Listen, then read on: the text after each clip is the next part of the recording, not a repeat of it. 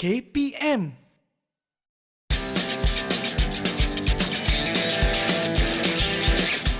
Mudah faham, senang skor SPM bersama PTTI Pecutan Akhir SPM.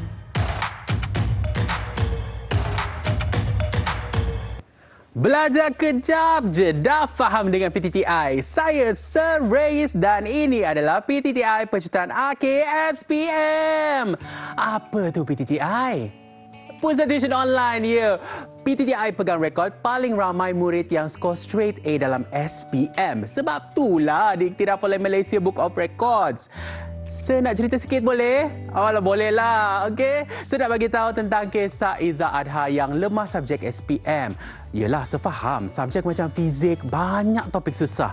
Contohnya graviti, cahaya, elektrik.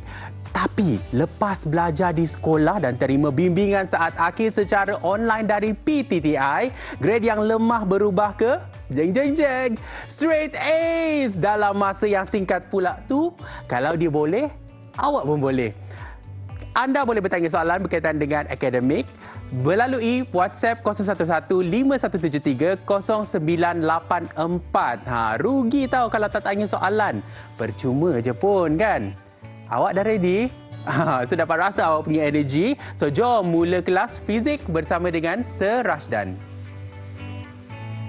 Hai, saya Sir Rashdan. Skor A dalam fizik SPM dengan saya.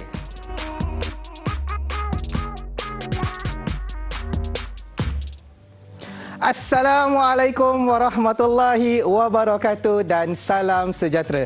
Bersama saya, Sir Rashdan, dalam rancangan PTTI Pecutan Akhir SPM Belajar Sekejap Je Dah Faham. Apa khabar semua murid-murid yang berada di rumah? Harap-harapnya semuanya berada dalam keadaan sihat sejahtera. Alhamdulillah, saya kat sini pun berada dalam keadaan yang sangat bersemangat dan saya rasa sangat happy, sangat gembira kerana diberi ruang dan peluang untuk berkongsi ilmu, berkongsi tips dan kaedah cara mudah untuk menjawab soalan-soalan fizik SPM. Untuk hari ini, saya harapkan semua murid-murid yang berada di rumah untuk menyediakan kertas, pen, pensel dan juga kalkulator kerana kita akan menjawab beberapa soalan hari ini yang akan menentukan sama ada anda faham atau anda tidak faham. Ya, murid-murid semua. Adakah semua murid-murid sudah bersedia?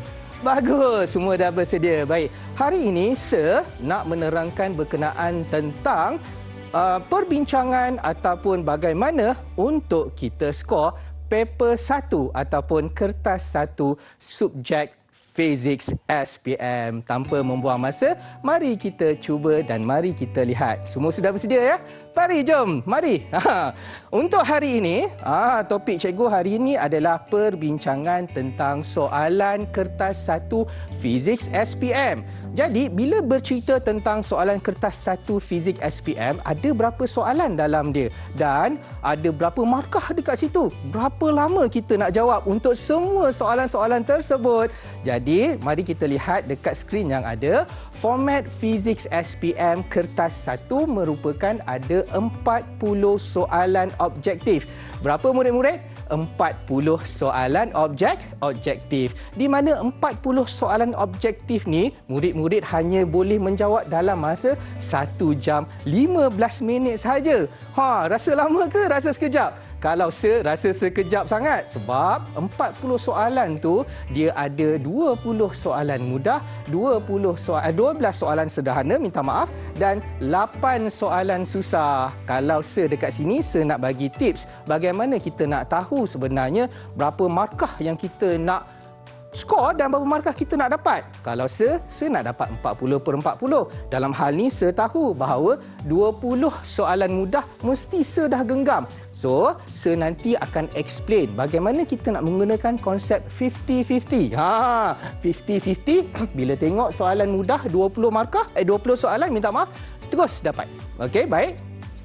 Untuk yang hari ini, saya mempunyai masa yang agak limited ataupun agak terhad, jadi saya tak boleh nak explain untuk kesemuanya. Baik, apakah yang saya nak menerangkan untuk topik pada hari ini?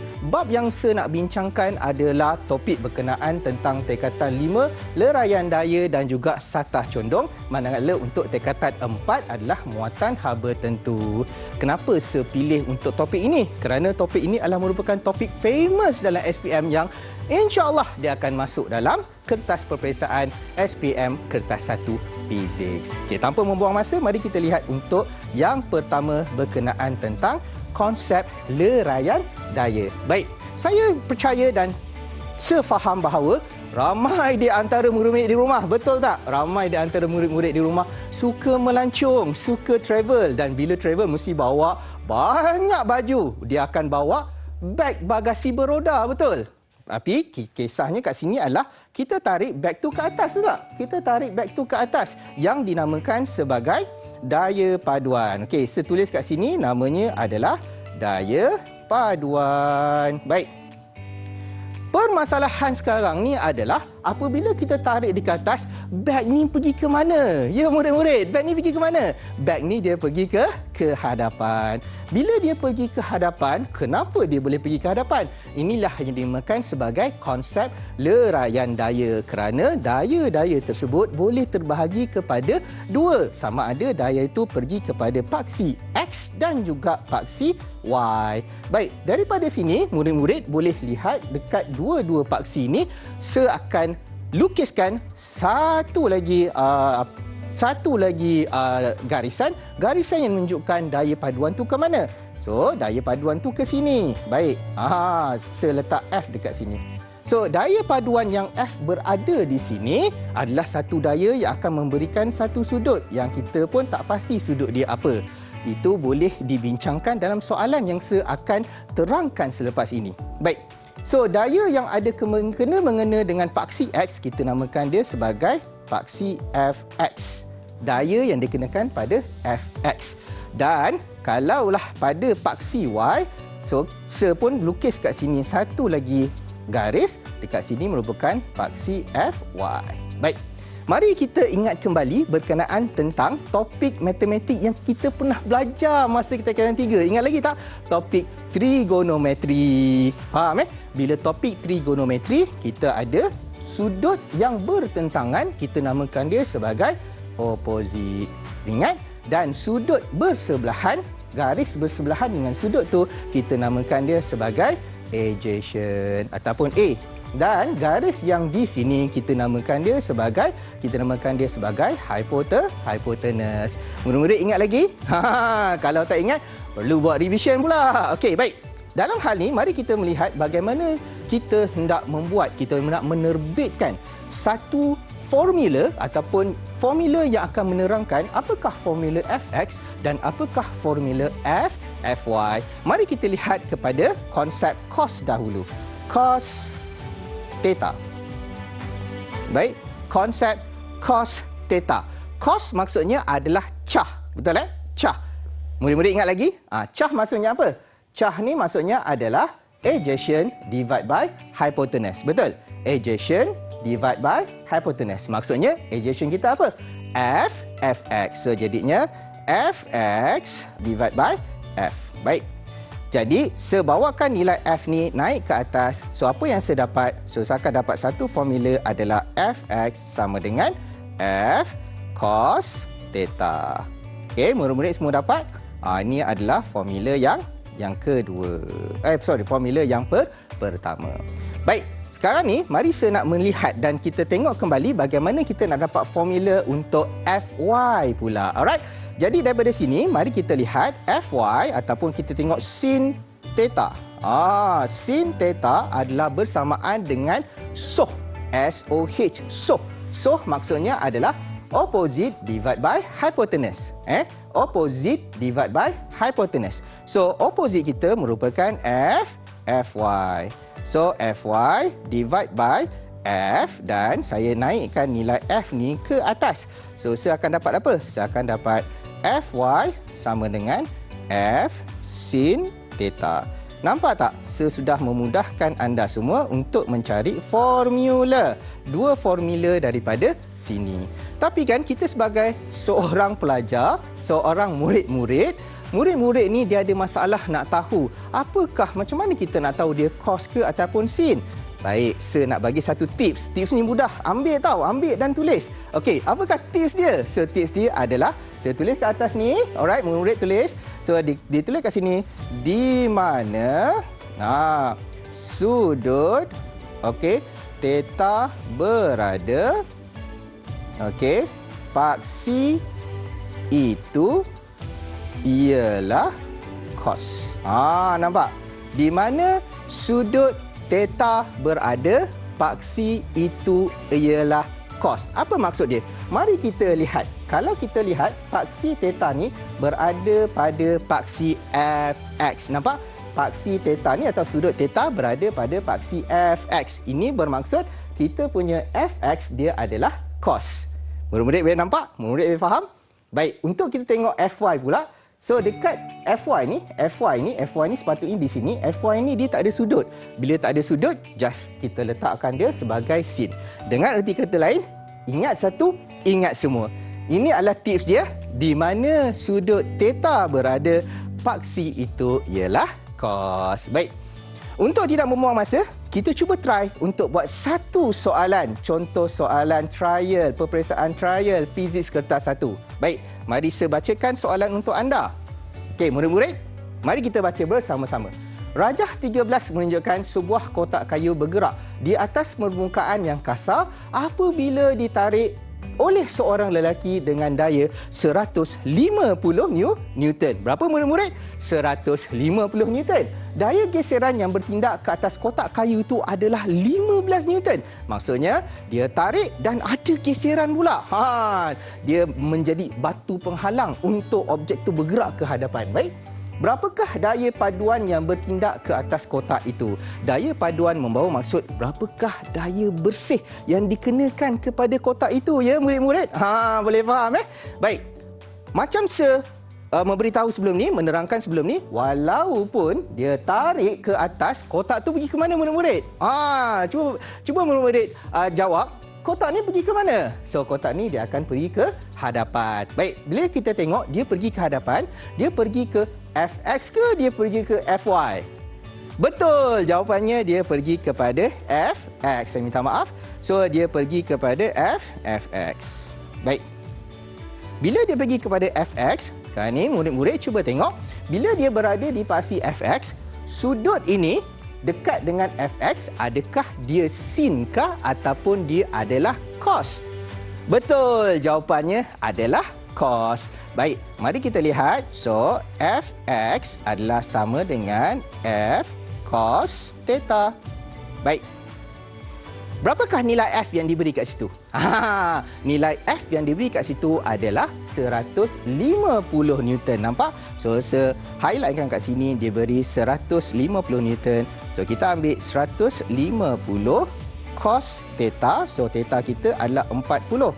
Theta nak ambil kat mana, sir? Theta ni ambil dekat situ, iaitu sudut 40 darjah. So, mari kita sama-sama kira. Saya ada kalkulator dalam poket. So, 150 cos dengan 40, jawapan dia adalah 114.9. 114.9 Newton. Tapi perlu diingat ya, 114.9 Newton bukannya jawapan akhir kerana dia nak jawapan dalam keadaan daya paduan. Betul. Bila bercerita daya paduan, daya bersih dia berapa? Kena ingat bahawa soalan ini ada geseran. So, bila nak tahu berapakah daya paduan, kita kena tolak dengan kita punya geseran. Maksudnya 114.9 kita tolakkan dengan geseran dia 15 darjah. Baik, murid-murid di rumah, cuba kira, bagi tahu berapakah jawapan dia. 114.9 tolak 15. So, jawapan dia adalah 99.91 Newton. Ada tak jawapan dia? Ada kan? So, jawapan dia adalah dadudi. Baik.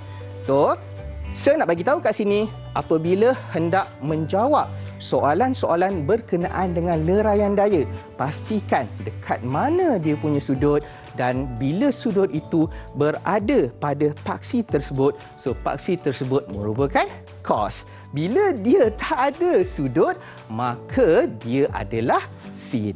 Dan bila kita nak cari daya paduan, kita tolakkan daya yang ada dengan daya geseran. Jadi, apa saya boleh cakap? Selesai.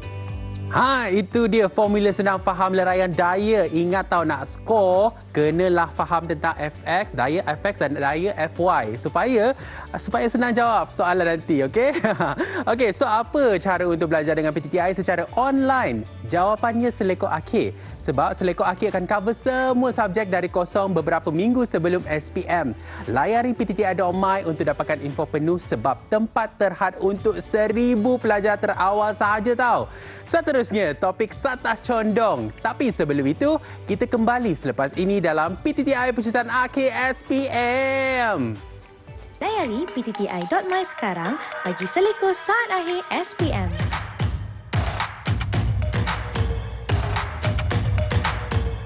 Layari ptti.my sekarang bagi selekor saat akhir SPM.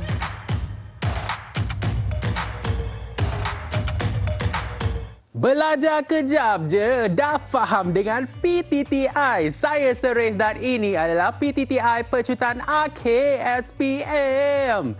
Subjek hari ini fizik dengan Sir Rashdan. Untuk penonton di rumah, awak boleh tanya soalan menerusi WhatsApp 011-5173-0984 seperti yang dipaparkan di kaca skrin anda.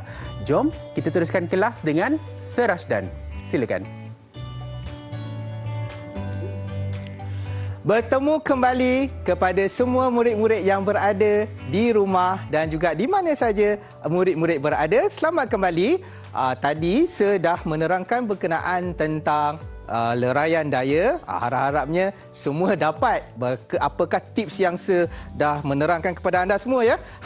Dapat soalan, cuba dan try juga buat. Mana tahu apa yang tips beritahu tadi tu dia boleh membantu sedikit sebanyak berkenaan tentang leraian daya. Baik, kita sambung pula kali ini berkenaan tentang konsep satah condong. Baik, murid-murid kat rumah sudah bersedia? Sediakan pen, sediakan kertas dan juga sediakan kalkulator. Dan kalau boleh, pensel, pembaris, semualah yang diperlukan untuk sesi yang seterusnya berkenaan tentang konsep leraian daya. Baik, bila minta maaf, konsep satah condong. Minta maaf. Apa maksud satah condong? Okey, satah condong ni maksudnya adalah kalaulah kita tadi kan kita tarik dia pada satu sudut, so objek tu dia boleh bergerak daripada point A to point B. Kenapa dia tak naik ke atas kan? Dia bergerak dari point A kepada point B. Sekarang ni pula objek tu dia sengit. Objek tu sengit. Bila sengit, leraian dia bagaimana pula ya murid-murid? Pernah terfikir tak? Kadang-kadang kita nak tarik dia, nak tarik ke atas pula. Macam mana? Berapa daya yang diperlukan? Kadang-kadang kita nak tahu daya kita tu, kita nak tengok berapa banyak tenaga yang kita perlukan untuk tarik ataupun tolak sesuatu objek pada satu satah condong. Tanpa membuang masa, mari saya nak terangkan kepada murid-murid semua. Baik, mari kita lihat. Baik, ini merupakan salah satu contoh gambar rajah menerangkan berkenaan tentang satah condong. Ada satu objek di sini, alright, objek sini dia sengit. Bahasa kita panggil dia sengit pada sesuatu sudut. Apakah dia punya daya ataupun leraian daya yang mungkin ada kena-mengena dengan satah condong ini? Baik, murid-murid semua, saya nak minta semua murid-murid untuk lihat betul-betul apakah benda pertama yang murid-murid perlu buat dahulu bila hendak menyelesaikan soalan yang berkaitan dengan satah condong. Yang pertama, murid-murid perlu meletakkan ke manakah arah berat sesuatu objek pada satah condong. So, berat dia sentiasa menuju ke graviti. Mana graviti murid-murid? Daripada sini, dia akan pergi ke bawah. Jadi, kita ambil pen ke pensel ke. Kita buat satu line ataupun satu garisan menuju ke bawah dengan arrow ke bawah. Kita letak double W. W tu menunjukkan berat sesuatu objek. Berat ini merupakan sesuatu daya paduan yang dikenakan terhadap sesuatu objek. Ingat, bila ada daya paduan, maksud dia mesti ada leraian daya. Cuba murid-murid sebutkan sekali lagi, leraian daya. Bila bercerita tentang leraian daya, maksudnya mestilah ada daya pada paksi Fx dan juga paksi Fy. Senang je. Jadi, yang pertama, cikgu akan letakkan daripada sini pergi ke sini. Alright. Gitu. And then, daripada sini pergi ke sini. Nampak ya? Okey. So, sini merupakan paksi Fx. Kenapa dia Fx? Sebabnya adalah mendatar. Kenapa sini Fy? Kerana dia menegak tapi dalam sesuatu sudut. Baik, tengok baik-baik apa yang nak beritahu kat sini. Nampak tak sudut dekat sini, theta kat sini? Sudut dekat sini merupakan sudut yang sama di sini. Faham? Okey, murid-murid boleh faham boleh ikut Sudut di sini adalah sudut yang sama di sini.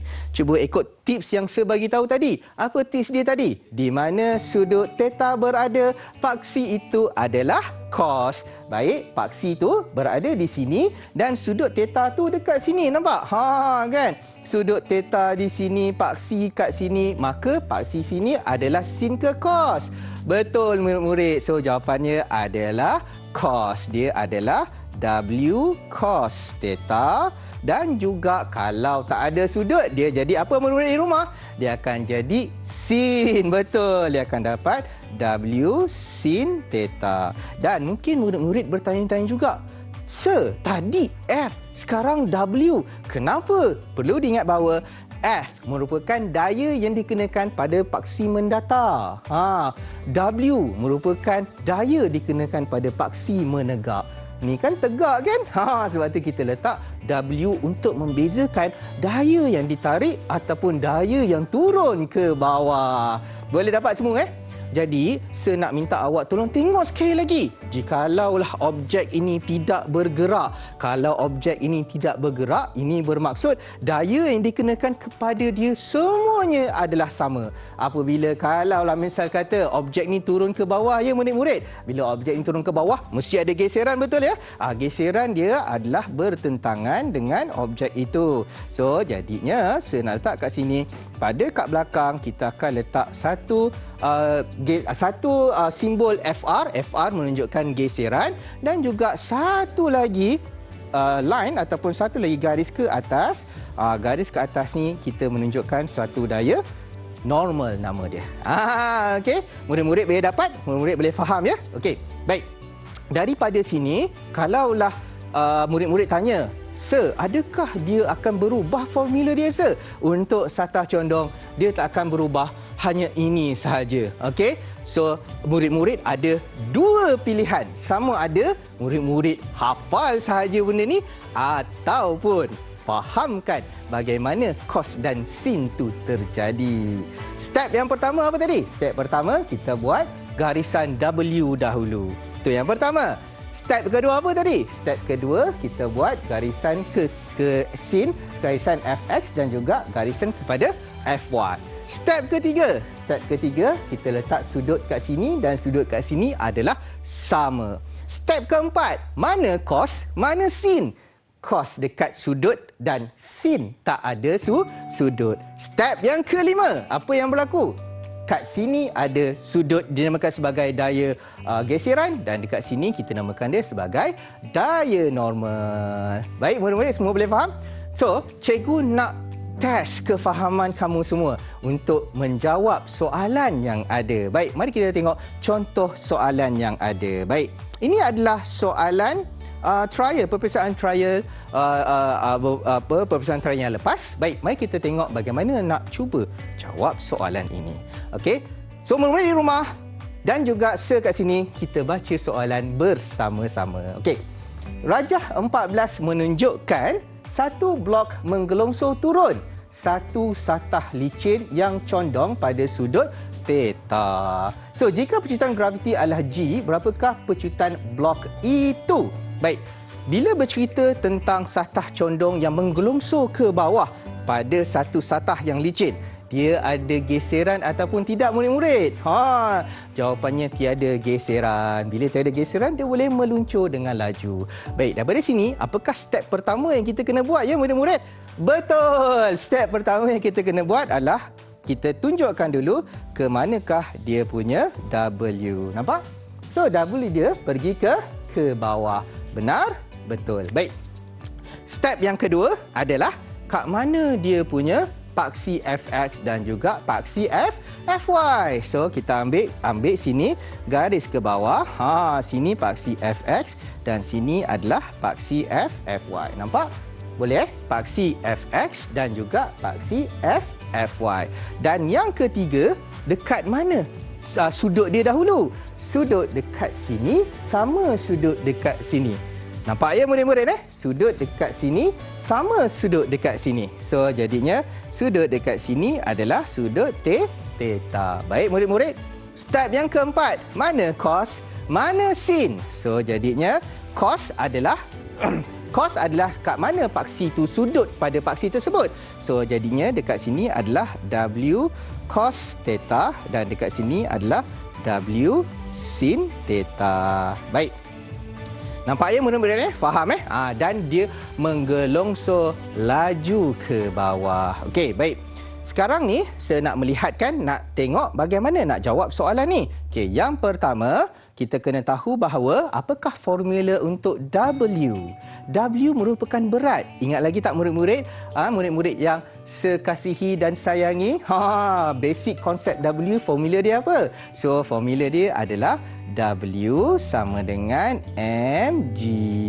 Okey, murid-murid boleh faham W sama dengan mg. Okey, tengok semula. Apakah formula bagi daya ya murid-murid?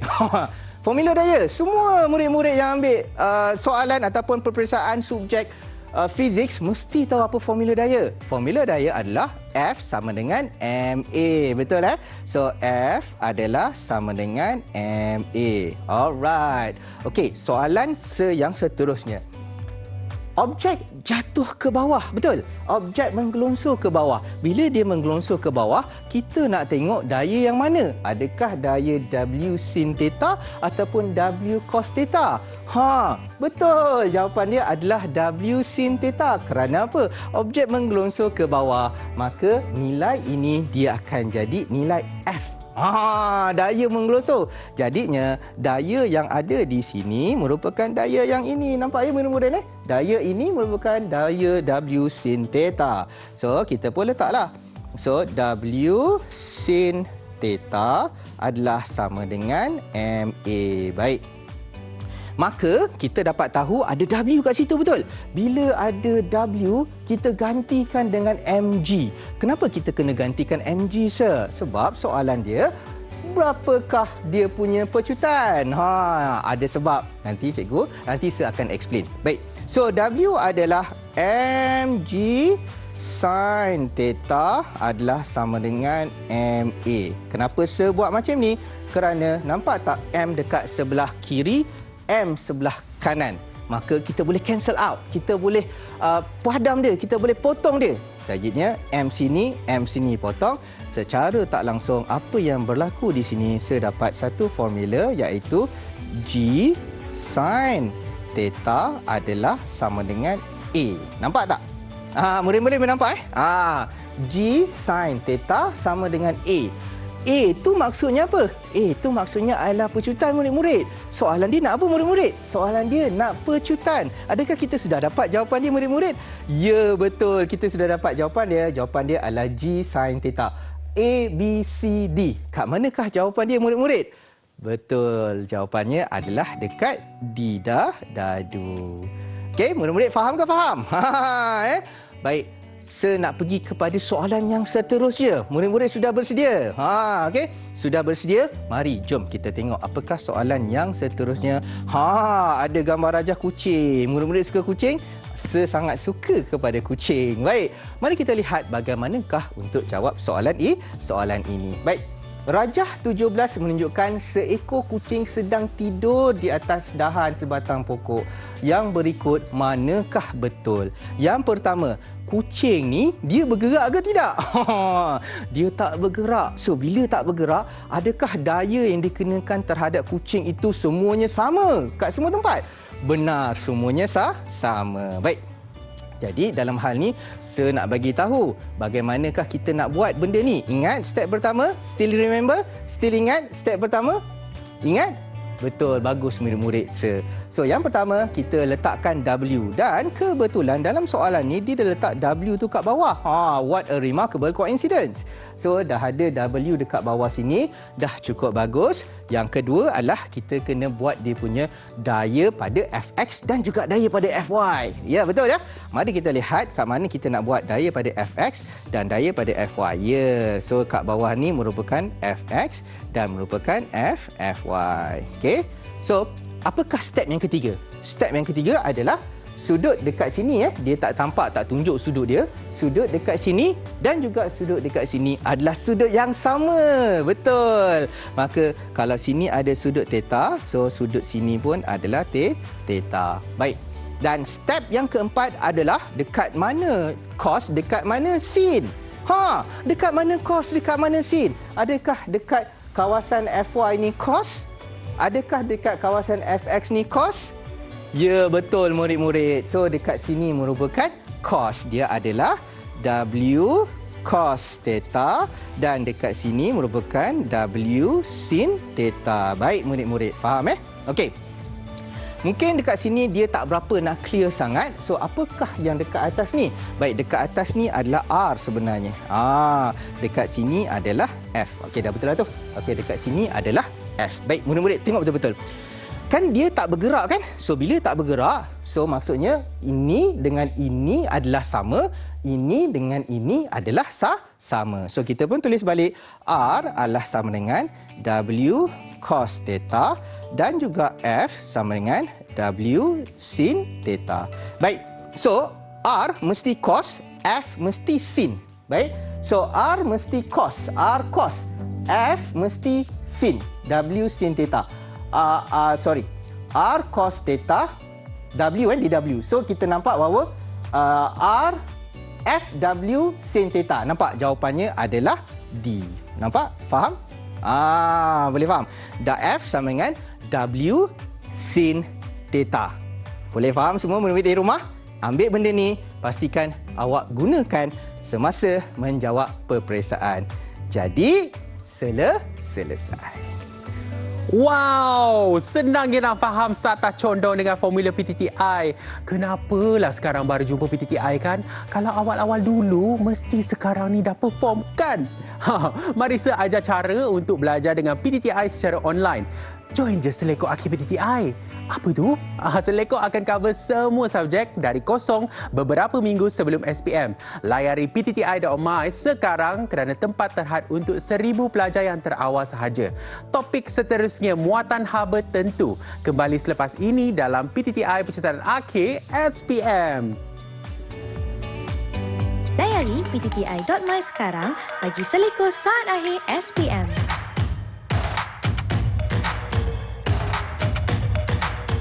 Layari ptti.my sekarang bagi Selekor saat akhir SPM.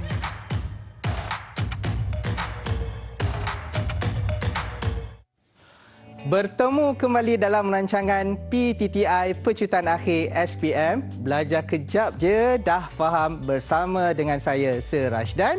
Hari ini, saya akan sambung kembali perbincangan berkenaan tentang kertas 1 SPM subjek fizik. Dan saya nak sambung berkenaan tentang muatan haba tentu. Baik, murid-murid di rumah sudah bersedia ke belum? Harap-harapnya semuanya sudah bersedia. Baik, mari kita lihat apakah yang saya nak bagi tahu, apakah yang saya nak terangkan supaya semua murid-murid di rumah boleh faham. Jom mari kita tengok apakah yang berada di belakang saya ini. Okey? Baik. Bila bercerita berkenaan tentang muatan haba tentu, maksud dia adalah jenis haba dibekalkan dan dimuatkan, dimasukkan dekat dalam sesuatu objek untuk meningkatkan meningkatkan suhu dia. Seperti dekat rumah suka memasak tak? Bila memasak, kan kita akan masak guna kuali, betul? Atau guna periuk ke apa, kita akan masuk ayam ke whatsoever dekat dalam tu, kita pun buka api. So, bila kita buka api, haba tu dipindahkan. Haba tu dimuatkan untuk meningkatkan suhunya. Itu maksud muatan haba. Senang kan nak faham kan? Kan duk fikir-fikir dia punya definasi dia, punyalah banyak. Rupanya lah itu sahaja rupanya. Baik. So, hari ini saya nak menerangkan berkenaan tentang muatan haba tentu, dia lebih spesifik. Okey. Cuba murid-murid lihat. Dekat sini ada dua jenis blok. Sebenarnya dia bukan dua jenis blok, dia adalah blok yang sama sebenarnya.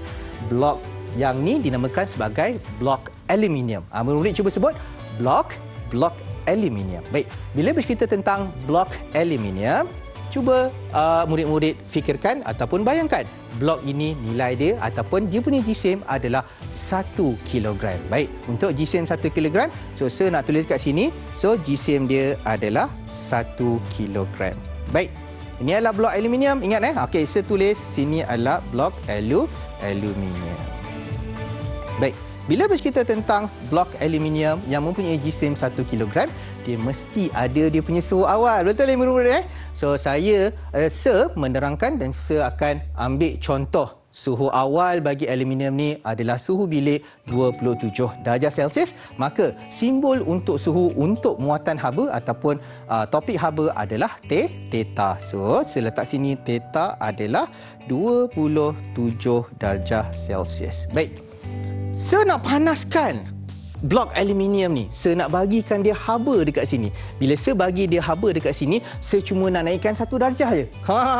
Tak nak banyak-banyak, nak naik 1 je, sikit je. Kan? Jadi, saya nak naikkan dia daripada 27 darjah, nak bawa dia ke berapa darjah murid-murid? Kepada 27 campur 1 adalah 28 darjah. Maksudnya suhu dekat sini adalah 28 darjah. Okey? Murid-murid semua faham Jadi, berapakah jumlah tenaga haba yang saya perlukan untuk naikkan suhu tersebut? Sebagi satu contoh.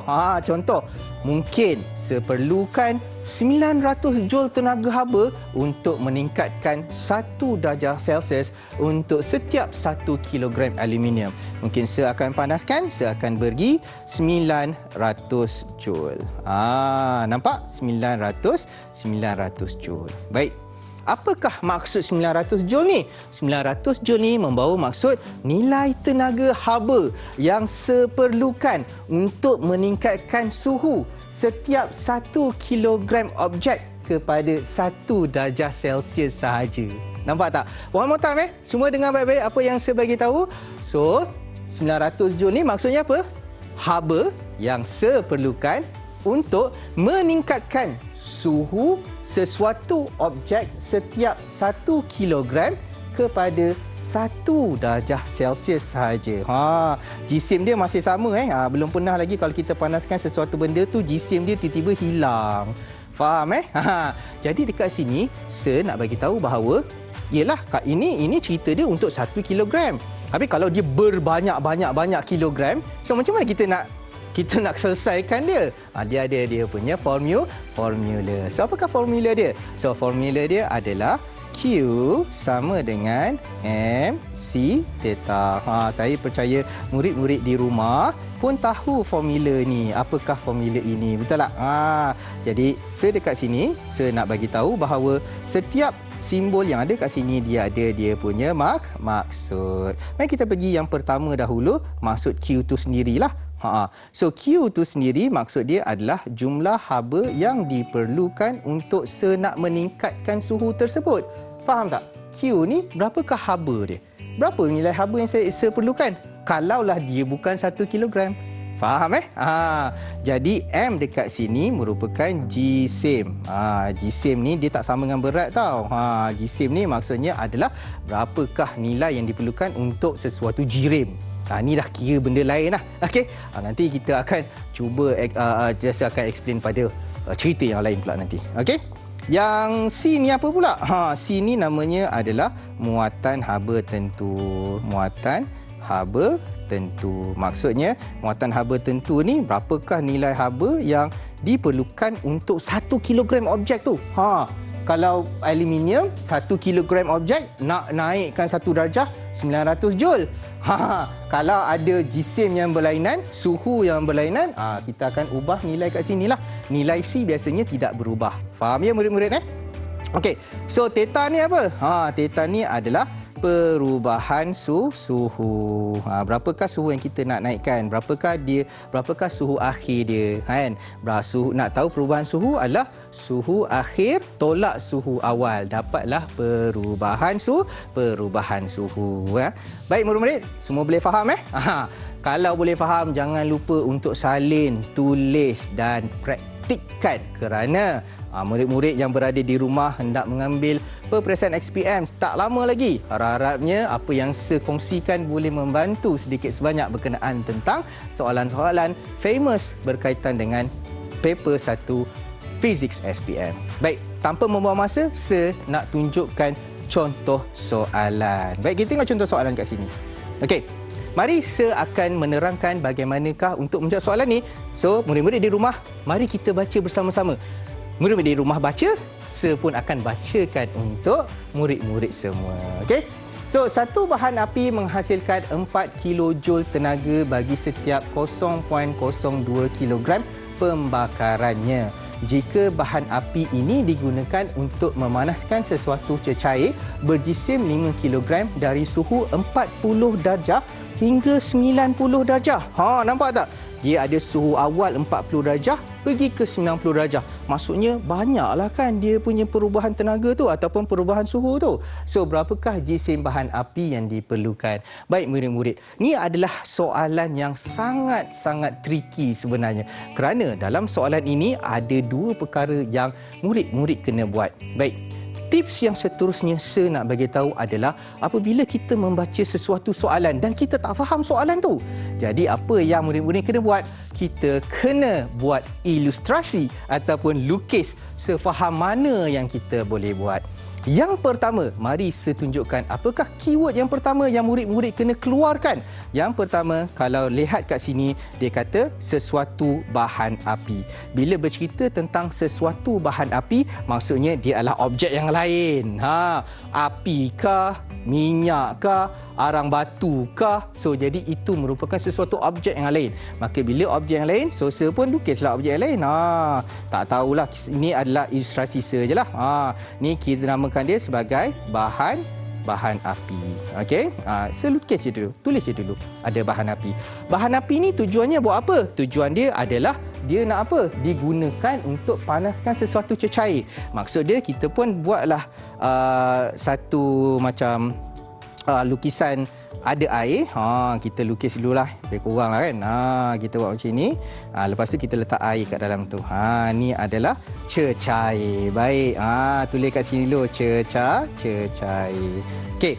Dan mari kita keluarkan apakah info-info yang ada pada cecair tersebut. Berapakah jisim cecair yang ada? Kita pun tulis dulu kat sini. Cecair jisim dia adalah 5 kilogram. Okey, dan dia punya suhu tak? Ada. Suhu perubahan suhu dia adalah 90 tolak 40. So kita dapat 50 darjah Celsius. Okey, dan juga berapakah nilai C dia? Nilai C tu dia bagi dekat sini. Nilai C tu dia bagi kat sini. So nilai C tu adalah 5.0 kali 10 kuasa 3. Faham ya murid-murid? Nampak tak? Keluarkan dulu dia punya informasi penting. Dah dapat M, dah dapat C, dah dapat theta. Sekarang ni cuba tengok betul-betul apakah bahan api punya informasi. So bahan api punya informasi adalah 4 joule tenaga untuk setiap 0.002 kilogram. Jadi kat sini apa yang saya boleh buat adalah dia punya tenaga dalam bentuk Q adalah sama dengan 4 kilo ni tukar kepada ribu tau, iaitu 4000 joule per dengan 0.002 kilogram. Baik, sekarang ni kita ada dua jenis tenaga. Satu tenaga yang diterima, satu tenaga yang memberi. Tenaga yang memberi, adakah tenaga yang memberi ni mesti kena sama tenaga yang menerima? Murid-murid, adakah tenaga yang memberi adakah mesti sama dengan tenaga yang menerima? Betul. Maksud dia kat sini adalah tenaga ni dia akan dipindahkan masuk ke dalam cecair. So, apa saja tenaga yang ada dekat bahan api ni dipindahkan masuk ke dalam cecair. Kita namakan dia sebagai prinsip keabadian tenaga. Baik, faham ya? Baik, so dekat sini apa formula dia? Macam mana kita nak jawab soalan ni? So, pertama sekali lah Q sama dengan MC theta. Saya nak tahu berapakah tenaga yang diperlukan untuk kita terima dia punya tenaga. So, M dia berapa? So, 5 darab C adalah 5.0 kali 10 kuasa 3 dan theta kita adalah 50. Okey, murid-murid di rumah, cuba kirakan dan cuba kalkulatekan untuk saya. Berapakah jawapan dia? 5 darab 10 kuasa 3 darab dengan 50. So, jawapan dia adalah 1.2 5 kali dengan 10 kuasa 1, 2, 3, 4, 5, 6. Baik.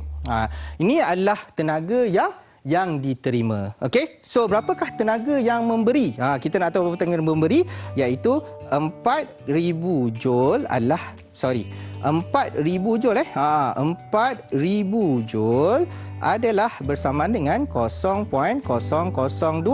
Kalaulah 1.25 kali 10 kuasa 6, berapakah nilai X? Daripada sini, kita cuba buat kaedah darab silang. So, nak tahu nilai X adalah sama dengan 0.002 darab dengan 1.25 kali 10 kuasa 6 divide by 4,000. Jadi, 0.02 darab dengan 1.256, so bahagi dengan 4,000. So, kita akan dapat jawapan dia adalah 0.6225. Okey, baik. Alright. Dalam hal ini, saya ada dapat satu WhatsApp bertanyakan berkenaan tentang apakah yang dimaksudkan oleh prinsip keabadian tenaga. Prinsip keabadian tenaga membawa maksud adalah tenaga tidak boleh dibuat dan juga tenaga tidak boleh dimusnahkan. Tapi tenaga boleh dipindahkan daripada satu kepada satu yang lain. Okey, ini bermaksud tadi kan kita ada bahan api. So, berapa banyak bahan api yang ada tu ianya akan dipindahkan daripada satu kepada satu. Jadi, cecair tadi tu, kita punya cair ni dia menerima. Dia tak buat sendiri dia punya tenaga. Tenaga tu diterima daripada bahan api. Itulah yang dimaksudkan oleh prinsip keabadian tenaga. Baik. Jadi, dengan ini, saya nak bagi tahu bahawa tolonglah dan pastikan apa sahaja yang anda perlukan untuk jawab soalan ini dengan baik sekali. Gunakan konsep dan tips yang saya berikan. Itu sahaja daripada saya untuk hari ini. Kalau ada masa lagi, kita akan berjumpa pada masa yang akan datang. Itu sahaja. Jadi, selesai. Oh, macam tu je. Senang je nak faham muatalah tertentu dengan PTTI ni kan. Tiba-tiba subjek fizik yang susah ni jadi senang. Betul tak? Nak terus belajar kejap je dah faham dengan PTTI secara online? Boleh jadi pelajar selekok akhir PTTI. Selekok ini kelas online yang akan cover semua subjek daripada kosong beberapa minggu sebelum SPM. So, layari ptti.my sekarang kerana tempat terhad untuk 1,000 pelajar yang terawal sahaja. Saya Seris, hingga kita berjumpa lagi untuk episod seterusnya setiap Sabtu dan Ahad 10 pagi hanya di NTV 7. Ini adalah PTTI Pejutan Akhir SPM.